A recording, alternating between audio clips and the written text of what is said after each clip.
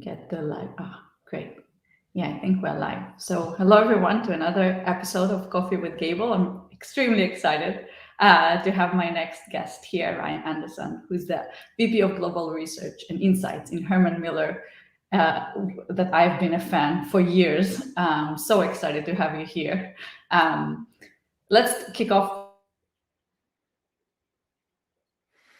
Oh, you just went on mute, Liza. For some reason, you've been muted. So you were about to ask me a question, but I missed what it was. There we go. Ryan, can you hear me? Yep, I've got you now. What was your question? I cannot hear you. I can hear you just fine, Liza. Are you able to hear me? On my end.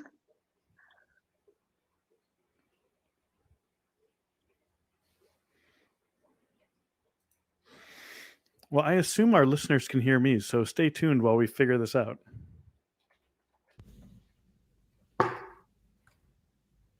Ryan, can you hear me now? Yep. Oh, now I can hear you. Okay, good. Little technical hiccup. Yes. Have you heard my question, or should I repeat? I missed the question. You missed the question. Great. Yeah, that's fine. So I talked to myself for 30 minutes. That's already a good start. Okay, so I'll repeat. Thank you all for joining us, and thank you, Ryan, for being here as an honorable guest.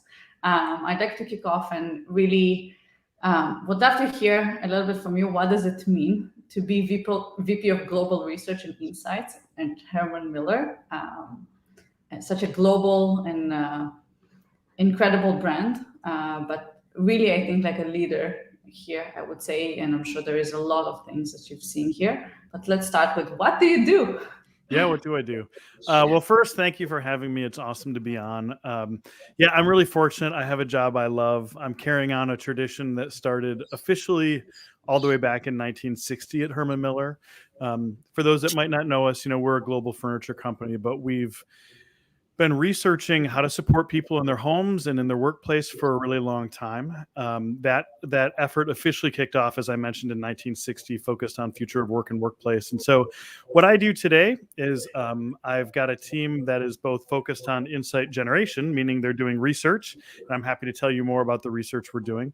But I've got a whole other team focused on insight sharing. So the demand for insight, particularly as it's related to workplace and future office planning, has been out of this world. Sometimes I say we're the dog that caught the bumper. So we need to simultaneously do the research and continue to learn, but we've really had to dial up how we share what we learn in a way that's relevant and helpful for people. So ultimately, that's my goal, is to be the most relevant source of help to people in terms of creating really great spaces to work and to live and heal and learn and all the rest of the things we do in life. Super relevant, I would say. Your job is even much more relevant now in this new world, in a sense. Well, it is. I'm going to interrupt you there for a second, because this is one of the things that I think about all the time. 2020 and now 2021 has been a time when we've been confined, all of us, mostly to our homes, and it has reshaped our thinking about spaces. And most of the conversations around office, which I get it, that makes sense, but it's actually reshaped our thinking about our homes, our healthcare facilities. Millions of people engaged in telehealth for the first time in 2020 without going into a clinical facility at all. So our perspectives on the spaces in which we inhabit have shifted, and we're really all just beginning to unpack what that means. I completely agree. I think it's a tremendous shift, much more than saying, oh, we're just changing the way the office works. It's really how you're changing your life and how you structure everything around that, in a sense. So completely agree. So I'm sure you have incredible insights that you and the team have learned throughout this year and a half, I would say. I would love to hear, things that you think would be relevant and interesting. I'm sure there are a lot, but like your top, I would say. Sure.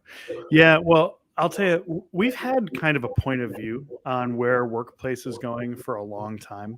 Some of our viewers today might be familiar with an initiative Herman Miller did years ago called Living Office, which was really a way of saying, distributed working, kind of the spreading out of work, is happening because our technology is mobile and we're not tethered. People who use computers for work are no longer tethered. We need to begin thinking about supporting a broader range of activities and a broader range of spaces. So we had these ideas.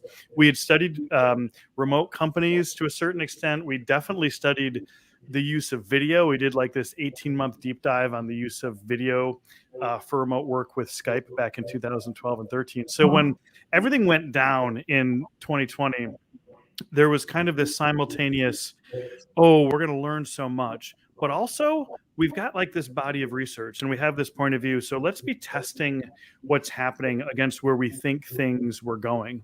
And in fact, every once in a while, like maybe once or twice a year when I spoke at conferences, I would ask the audience to hypothetically imagine the future office by trying to imagine what would happen if they closed their offices for a couple of years. I got a chance to do this not too long before the pandemic in Sao Paulo, where it was like, imagine closing your offices for a couple of years and talk with your neighbor about what good things would happen. It was like, oh, we could recruit people from anywhere and we could use technology in new ways.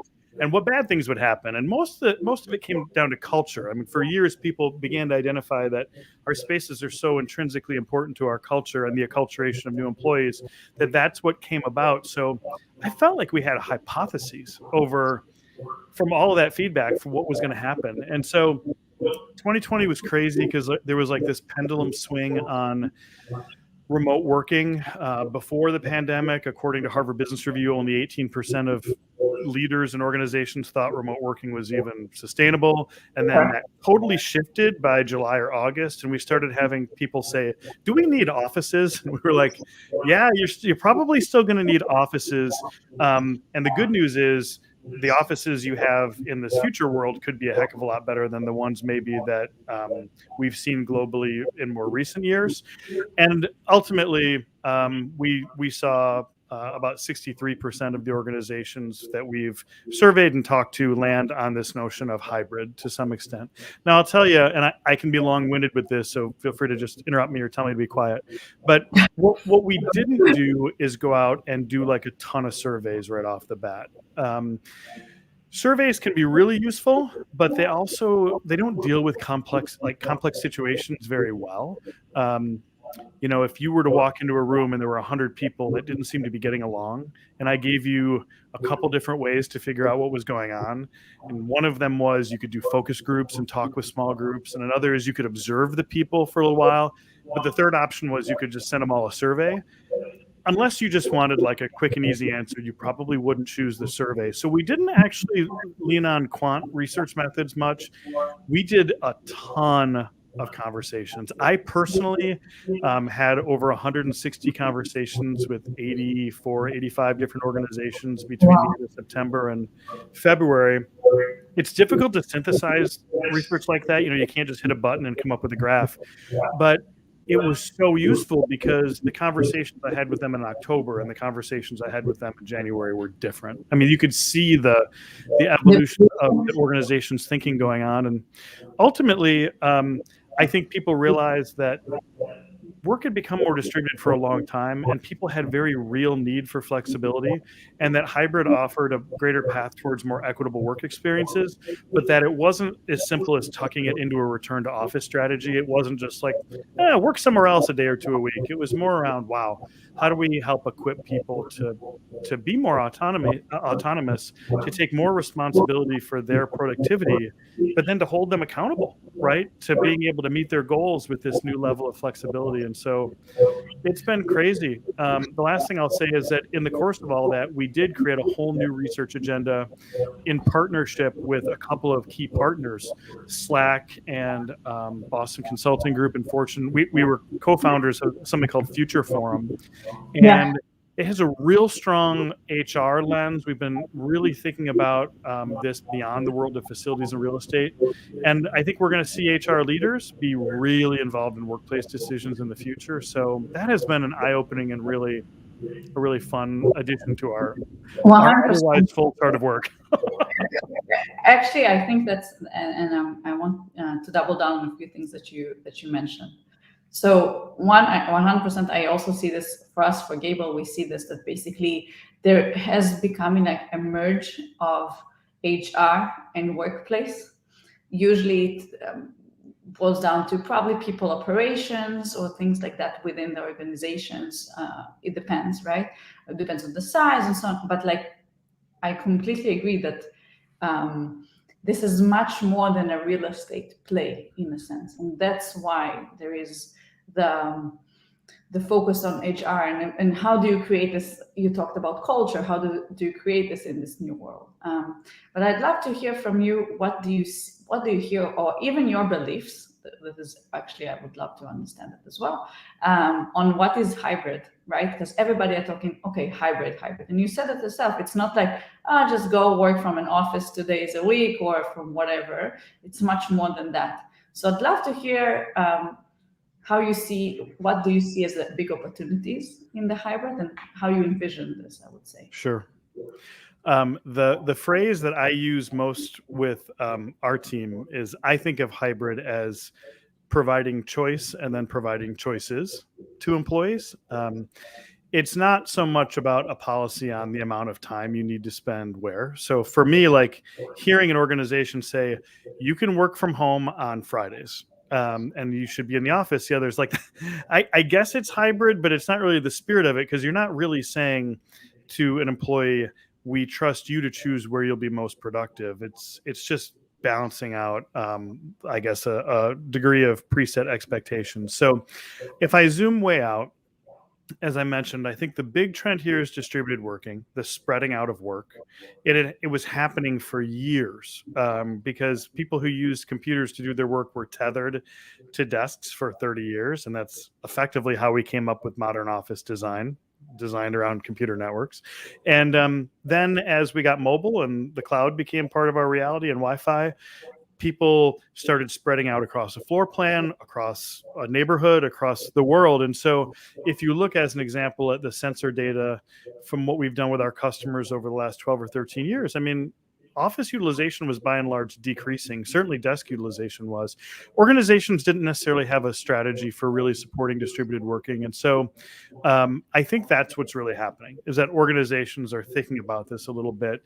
We've, for the sake of simplicity, landed on office first, remote first, and hybrid as the easiest ways to describe them. Office first would mean that most employees are expected to use the corporate office as their primary workplace. Remote first is home office is considered primary workplace, might be supplemented with flex space, co-working, corporate office. Hybrid is the desire to provide multiple choices and empower the employees to choose.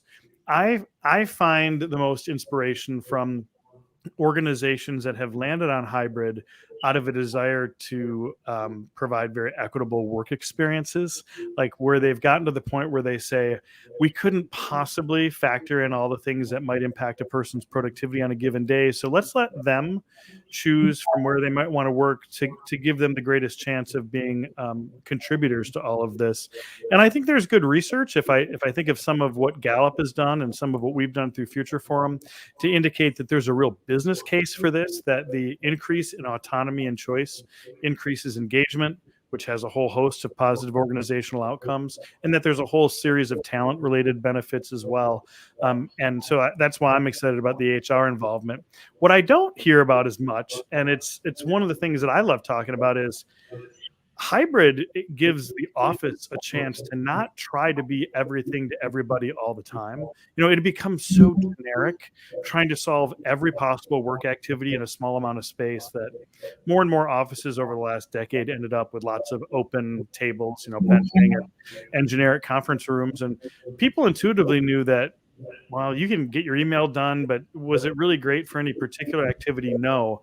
Now that some of that burden has been reduced, offices can live in a much more kind of harmonious or complementary relationship to flexible workspace, co-working, home workspaces, and each can kind of ultimately be more purposeful and live up to their highest potential. So I'm super high and optimistic on the future of hybrid, but I often remind our customers that it's a journey.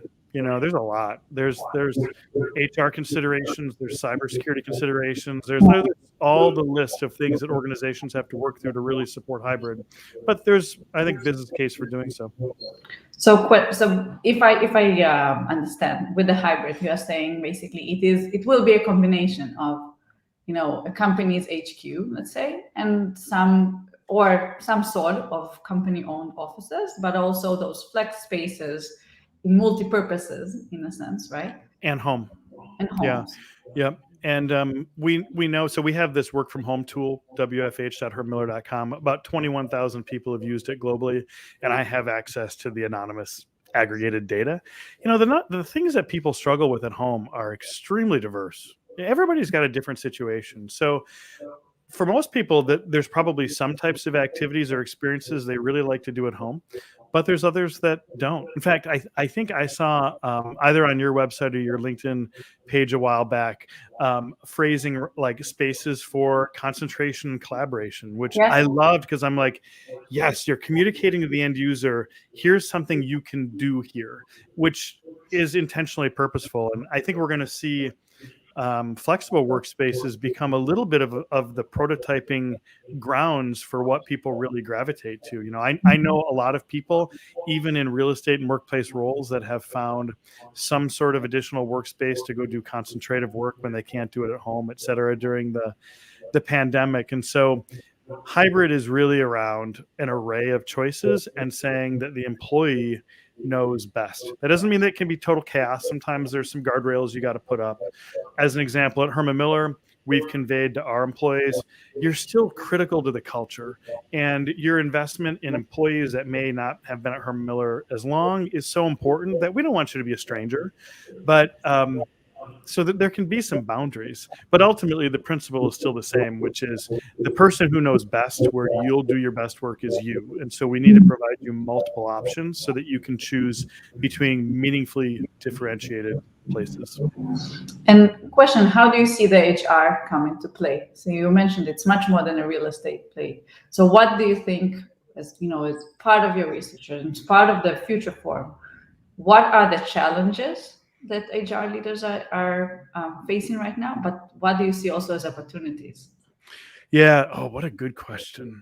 That's a good question. Thank you. And I've talked with more HR people in the last 6 months than I have in the 27 years I've been in the industry previous to that. Initially, they were being brought in because conversations about more flexible working or hybrid may have been office or workplace related. And then there were questions that were asked like, well, how do we help our people not focus on presenteeism as the way of measuring productivity? Or how do you maintain team culture? Or what are the appropriate ways of retraining people leaders to think about creating a sense of belonging? What's this going to do to our culture? So it was almost like they got pulled in when all these questions started to emerge, and these were clearly HR related questions. Yeah. In fact, we have this ongoing body of research, but we also offer up like a point of view to the market every couple times a year, and we shift our lingo between future of the office, which is the questions we were being asked in like October, November, to future of work by the time March or April came around, because that's what had happened. They said, hang on, I don't think this is just about the office. This is about our people. Now, if I look more proactively, HR is thinking about some very heady but really meaningful things, including what does it look like to have a thriving culture when not everyone is co-located? Again, I think they're beginning to realize that people weren't always co-located before, but now they have to be more intentional about this. What does it look like to promote a sense of belonging and inclusion? And ultimately, I do see a very strong connection between organizational DE&I strategy and workplace strategy. What does it mean to enable people to have equitable experiences, but then also what does it mean to include people? And we don't talk about it that much, but Herman Miller for maybe 7 years or 8 years has been pretty deeply looking at a trend known as universal and inclusive design. So how you actually design spaces to meet people whose needs are very specific, but that are actually better for all. And those could be motor, sensory, cognitive limitations, could be not speaking English as a primary language, any number of things. You can actually design a space so that you accommodate somebody who's got special needs, but it's just a better experience for everyone. So I think we're just beginning to have HR leaders go, there's a whole bridge here between where and how we work and what it truly means to be equitable and inclusive, which I find to be exciting. I find that to be more stimulating than some of the ways workplace has been measured historically. I love it. And I think that brings me also to a question, how do you see the workplace shape in terms of type of spaces, I would say? Yeah. And how can they come, like, I would say, tie back to culture and nourishing effectively employees wherever they are? Yeah. Well, I think you've already made a leap that organizations still have to, which is workplace and corporate office is not necessarily synonymous. Workplace is a continuum of places where work needs to get done. And let's face it, we were all doing work on planes, coffee shops, consultants' office, et cetera, before. And so I just think the concept of workplace needs to be broadened. And I'm really fortunate that we have a lot of really progressive customers. So I'm seeing corporate real estate and facilities teams taking accountability for work from home experiences. We've seen in some cases people actually changing their job title to, head of distributed working or work from anywhere. And so, like you can see that it's being redefined. And then ultimately we need to get to the point where employees have this more kind of intuitive sense of how to process through their options. So we haven't shared it externally, but I think we will soon. For our own employees, we developed a piece, our lead workplace strategist, Greta, and I developed a piece that's actually called, it's just a PDF, Taking Charge of Your Own Productivity. And it says things like, what do you need to do in the next couple of days? Who do you need to do it with? What kinds of spaces are options for you? What buildings? Is it co-working, flex space, home office, corporate office? We have independent distributors with beautiful spaces all over the world. So sometimes those are options for our employees. And then within a space, what type of specific work setting? What sort of tools do you need? This might feel really rote to actually walk somebody through this off the bat. But if they're, if it's an employee that's used to, well, I go do my work there because that's my desk, and they're transitioning to giving me a lot of options here. We have to equip them with their own concept of what workplace can mean for them, and ultimately just help them to have a better experience based on that increased amount of choice. And question, having a lot of options, that can be a good thing, but in a sense, there needs to be maybe a software infrastructure, I don't know, but something that will help manage these spaces or measure the outcome of these experiments or whatever it is, in a sense. Yeah. How do you see this evolve? Like, what's the need? What's the need that you see in this? What is there even one? For me, restaurants are a really good proxy. And I can be long-winded with this one, so I'm going to self-edit here a second. But when companies started to come to me in like August or September and say, do we need offices? I'd say, well, you've been cooking from home for the last 4 or 5 months, right? Are you thinking that you won't need restaurants? And they'd say, well, no, of course not. We love restaurants. So my interpretation is then you don't love your office like you love a restaurant? Like what's the disconnect here? What's happening is that people that lead facilities and real estate teams now need to begin to think almost like marketers, like restaurateurs, like entrepreneurs, and say, who are my consumers? What is the demand? How do you measure demand? And how do you know if you've met it? Now, that's a pretty big shift. And to your point about the tools and metrics associated with it, there's some baseline data out there.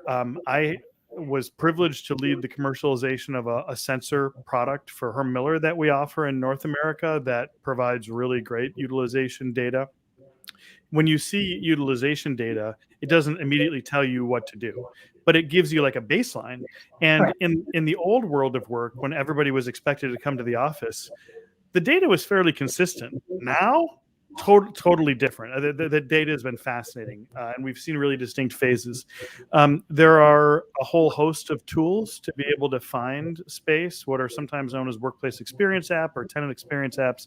I actually took a brief foray at part of my career to go to a startup that was doing space booking, indoor navigation. Interestingly, we sold it to WeWork, which was a whole nother story that I won't get into now, unless I can go grab a beer before that one. Oh, wow. But, yeah. And we, by the way, we can do a beer with Gable. There we go. Oh, I'm up for it. You can sign me up right now. But I do think some of this is out there already, but we need to see some cohesion in terms of bringing it together. One specific thing that organizations need to tackle is the involvement of IT, which is really interesting because there's a whole world of smart building technology known as prop tech or CRE tech that was bringing IT into the corporate real estate conversation gradually year over year. And HR was always like the hermit kingdom, like the ones who didn't want to talk about workplace. And then everything changed. And part of it was, and I'm generalizing here, but in 2020, IT teams that had been working on digital transformation programs, the rollout of Teams, the rollout of Slack, digital whiteboards like Miro or Mural, saw everything they were working on just like take off. And so understandably, they focused their attention on supporting the mass adoption of these tools.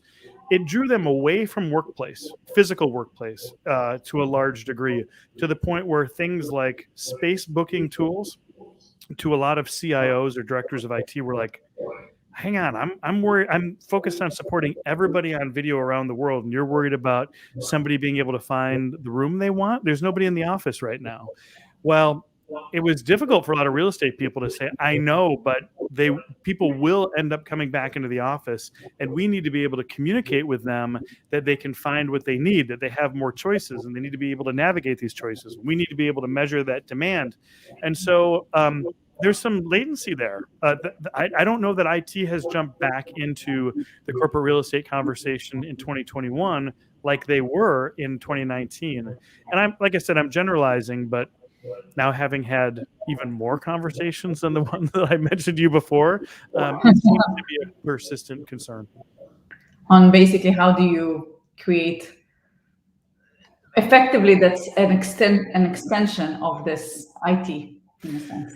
Yeah, exactly. I mean, if we were to go find a restaurant, we would use OpenTable or we'd use another readily available consumer app. So I'm setting you up here because of the good work you're doing at Gable. But if I have permission to go work at a space, let's just say I live in the suburbs and it's a 90-minute trip into the city, and I need some space to go have a really important video call or do some heads down work, like I clearly need a tool to help me navigate that. And I know that's a problem you're solving.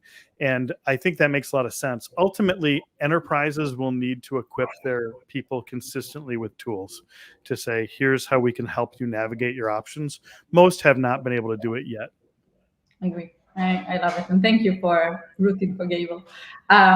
Question, how do you, basically you mentioned at the beginning, 3 options: remote first, office first, and hybrid. Where do you see companies landing at the end? What's your hybrid? Or even distribution, Yeah, great question. In fact, I was trying to quantify the mix as I talked to customers.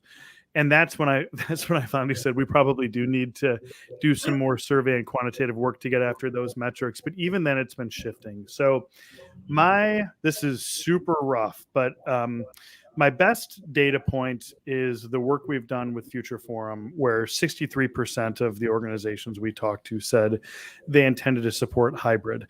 I think of the remaining 37, a fairly small percent are truly going remote first, where home is the primary workplace, but there's a lot of press around them. And for good reason. Companies like Shopify, Dropbox, Twitter, lots of Herman Miller customers actually, they're going remote first because they think they can go snag some of the world's best talent by knocking on, the high-performing employee's door, metaphorically, and saying, hey, why don't you come work for us? You can live wherever you want. We'll provide you an Aeron chair and a great webcam and a Wi-Fi router for home. Maybe some additional perks like a CSA membership or massage every month or whatever, because they're saving 10 grand per person per year on real estate costs. And so even organizations that aren't going to go down that path do need to imagine that scenario and what they're going to say to their employees in return. Now, the data from our work and many others indicate that most employees are willing to sacrifice salary for flexibility. So if the response is, well, we're not going to give them flexibility. Let's just say it's a company that's you're back in the office every day, 5 days a week. You're leaving yourself really vulnerable for your best talent to get poached. And if you're going to try to keep them, you're going to have to do it with salary increases, which the employees essentially have already said isn't their top priority. So there is a very real cost to not embracing some degree of flexibility. And I think the fight for talent is ultimately what will gauge this. Now, if we see a massive interruption in the global economy and we start seeing 8 or 10% unemployment, then Liza, everything I've said could be out the window. It could be like companies feel like they got more talent than they know what to do with. We're going to tell you exactly where to work. But the smart ones won't, because like I said, they're going to get higher levels of engagement, higher levels of discretionary effort, higher levels of community building from people that feel like their work-life balance is being respected. I'm getting super long-winded on this one, but the last thing I'll say is it's been really interesting to see some of the groups that have raised their hands to say, going back to a more rigid approach to being in the office would be detrimental to me. Working moms were the first group that we identified through Future Forum, and that didn't surprise anyone when the big banks in New York said, everybody back into the office. A lot of the pushback was from working moms going, apparently you don't want me as an employee. But the other group that came to the forefront was African-American knowledge workers, who felt in many cases better represented on video, where every square was equal. There was no head of the table on the Zoom call, and where code switching or the need to constantly adapt to others and the way they interact was lessened by spending more time working from home. And so all that being said, if I go back to your original question, there's still probably 25 or 30% of organizations out there that are going to say, we'll see you at 8 a.m. in your desk each day, but they've got to figure out what that means for them. And we're happy to support any of our customers and how they approach it, but we've actually gone on a limb and shared this with our customers because we want what's best for them. And I think it's a conversation that has to be had because this is a global conversation. There's a handful of places around the world where this isn't happening, but for the most part, it's almost everywhere. I agree, and I love what you're saying about this, and I think that's completely true. For Office First, they will need to understand what exactly are they offering, what lucrative offer can they do in order to say, yeah, that's worth my time for employees. Yeah, or they need to have incredibly desirable spaces and have a workforce that is largely within a certain geographic boundary, like certain proximity.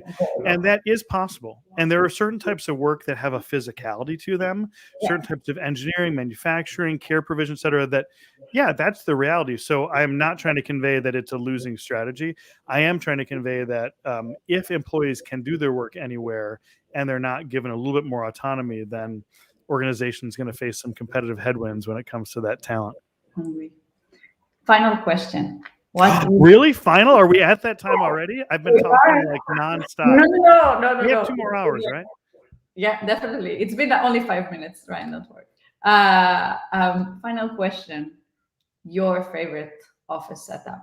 What's your dream office setup? This is I'm so fortunate to be able to do interviews and media relations and different things every week. You are the only person who has asked me this question that I can remember in the last year. And I appreciate it. So I have a lot of personal characteristics that I look for in a great space. One is the kind of indoor environmental conditions. So I'm sensitive to temperature, as most people are. If it's too hot, You know, I carry around my own insulation here. I don't need it. I don't need the heat. If it's too hot, if the acoustics are not good, you know, there's no sound masking. And in particular, if the lighting is bad, like I know that a lot of organizations deal with those 2x4 parabolic fixtures, Yeah. but if the lighting's rough, then I struggle in those spaces. But those spaces that really focus on great lighting, maybe a little bit of natural light, good indoor environmental conditions, good air quality, which is tough for a lot of people to detect. But if you know what you're looking for, you can sense it. I love spaces that support the extremes of interaction. So like my dream space would be I walk in, it's a party, and then I can transition to I can do completely focused, concentrative work in comfort for several hours, and then back to the party. And the other thing that comes to mind, and I'll edit myself by ending here, is color is really something I think about a lot. Organizations have made some really interesting and often not great choices with their colors over the years. I've seen a lot of like, our space needs to be blue and gray because our brand is blue and gray, our visual identity system. And it's like, no, don't worry about slapping your visual identity system on the wall. Think about the relationship between color and human experience, our state of mind, our emotions, the work that we're doing. And there's a way of approaching color so that it is very intentional in terms of the experiences that it's meant to create or the work that it's meant to do. I have a good friend, Laura Guido Clark, who has a studio, lovegoodcolor.com. I'm giving her a plug, that has taught many of the world's best designers at architecture design firms, product design firms, about the use of color. But we still have such a long ways to go, because so often I go into a space and I think the color is just not creating the experience that it could. And shameless plug, but anybody who's been into a Herman Miller showroom, it's one of the very first things they'll comment about, which is what is happening in terms of the color here. You don't see Herman Miller red slapped all over everywhere. What you see is a very intentional use of color meant to create different moods, states of mind, support different types of activities, and it's magical. So those are for me like the big factors. Love it. By the way, I completely agree that color and the color in the room induces a certain mood that's just given. And I think that's, such a thing that I just love this comment, because it's something that we might not take this too seriously or something like that, but effectively it's something that you visit quite often in a sense. And it's so important. It really sets up an unconscious mood, I would say. So yes. I love it. Thank you for that. Ryan, it was a pleasure. I enjoyed every one of our quick 5 minutes, I would say. It felt like it was amazing. Thank you so much. Really appreciate it. Thank you so much for having me. I love what you're doing, and I've enjoyed this. And as soon as there's a beer with Gable, sign me up. Yes, you are our first guest already. Amazing. Bye, Ryan. Have a great rest of your day. Take care. Bye-bye. Bye.